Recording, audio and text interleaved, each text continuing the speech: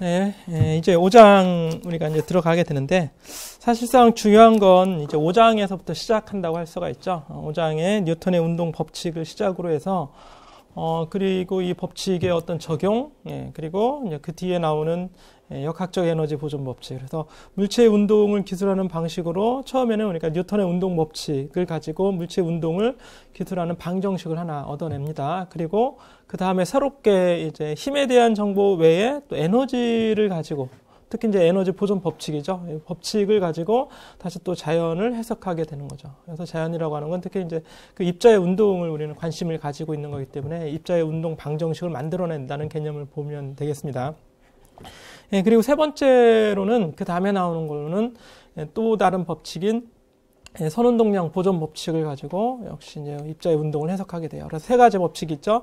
뉴턴의 운동 법칙, 에너지 보존 법칙, 운동량 보존 법칙. 이 세 가지 법칙으로 이 1학기 또는 뭐 전반부에서 입자의 운동을 대부분 다 기술할 수가 있게 되는 거예요. 그 중에 첫 번째로 5-1에서는 5장에서는 이제 뉴턴의 운동 법칙을 공부를 하게 되는 거죠. 그래서 힘과 운동 일단 1이 되는데, 힘과 운동 1이라고 하는 건 마찰을 고려하지 않았을 때고, 더 이제 일반적으로 마찰을 고려했을 때는 이제 6장에서 더 이제 적용을 해볼 수가 있습니다. 일단 5장에서 우리가 다루는 내용 중에 첫 번째 나오는 개념이 뉴턴의 1법칙, 2법칙 이렇게 되겠죠. 뉴턴의 1법칙이라고 하는 건 나와 있듯이 물체에 힘이 작용하지 않으면 물체는 등속 운동한다. 이런 이제 힘이 작용하지 않을 때, 특히 이때의 힘은 이제 R자 힘이 됩니다. R자 힘. 그때 물체는 등속 운동한다.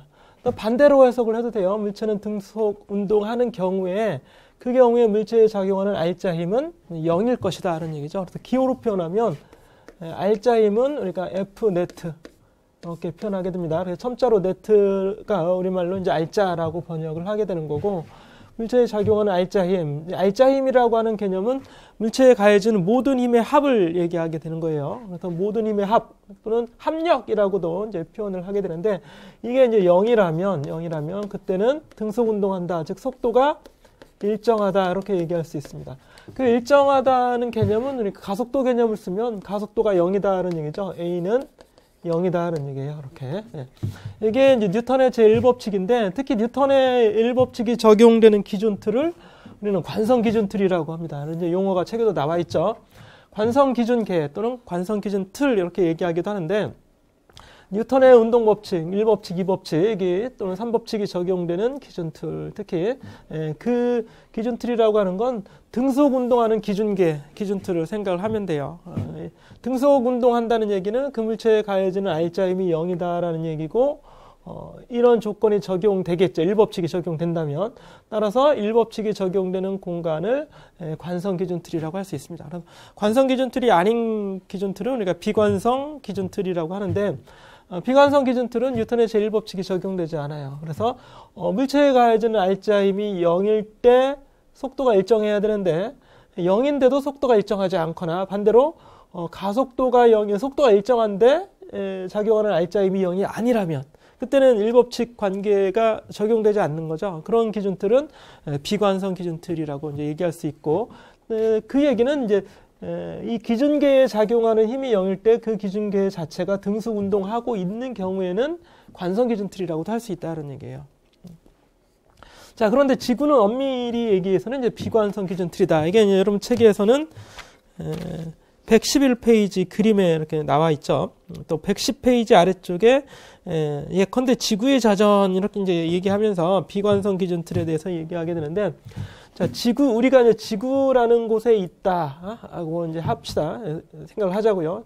실제 지구에 있죠. 지구에 있는데, 이제 먼 우주에서 바라봤을 때 지구를 바라보면 지구에 있는 물체는, 또는 지구에 있는 어떤 물체는, 사람은 등속 운동하고 있지 않죠. 원운동하고 있다 이런 얘기예요. 원운동. 그래서 어떤 축에 대해서 뭐 지구를 가르는 축에 대해서 이렇게 원운동을 하고 있기 때문에 속도가 일정한 운동이 아니다 이런 얘기예요. 따라서 그 관성 이 기준계는 이제 관성 기준계가 아니겠죠. 지구는. 그래서 비관성 기준틀이 된다 이런 얘기예요. 그래서 위에서 뭐 북극에서 어떤 대포알을 이렇게 쏘았다면, 적도를 향해 쏘았다면 대포알은 이렇게 날아가다 이렇게 떨어지겠죠. 그렇죠? 그런데 지구에서 봤을 때는 어때요? 지구에서 봤을 때는 지구가 이렇게 서쪽에서 동쪽으로 또는 왼쪽에서 오른쪽으로 이렇게 돌아가고 있다 이런 얘기예요. 지구 표면에 있는 관측자가. 그러면 대포알은 그냥 하늘로 올라갔다 이렇게 적도 지방으로 떨어지지만 그 사이에 관측자가 오른쪽으로 움직였기 때문에 지구에 있는 관측자가 본 대포알의 속도는 어떻게 돼요? 반대로 왼쪽으로 이렇게 움직인 것처럼 편향이 되는 것처럼 방향이 변하는 것처럼 보이겠죠. 이런 거를 우리가 이제 코리올리 힘이라고 얘기하는데 실제로는 이 대포알에 작용하는 힘이 없어요. 하지만 힘이 있는 것처럼 대포알의 방향이 왼쪽으로 휘는 것처럼 보이게 되는 거죠. 이런 힘을 이제 비관성력이라고도 합니다. 관성력.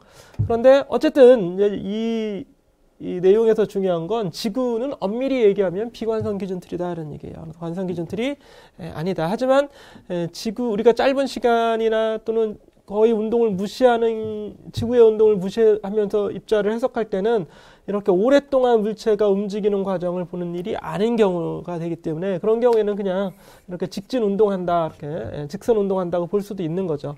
그래서 그런 경우에는 지구는 근사적으로는 기준틀이라고도 해석할 수 있다는 얘기입니다. 그러니까 실제로 이 비관성 기준틀이라고 하는 엄밀한 관성 기준틀이라고 하는 건 찾을 수가 없어요. 일반적으로는. 왜냐하면 어느 물체가 등속 운동한다. 그거는 사실 그 관찰자 자체가 명확히 자기가 등속 운동하는 걸 알지 못한다면 담보할 수 없는 거잖아요. 그렇죠? 그래서 아무것도 없는 우주라면 혹시 모르겠죠. 아무것도 없는 우주라면 그런 경우에도 그래요. 내가 등속 운동하고 있다는 것을 명확히 알기는 어렵잖아요. 지구에 있는 우리도 내가 등속 운동하고 있는지 아닌지 정확히 알기 어려운데 말이죠. 그렇죠?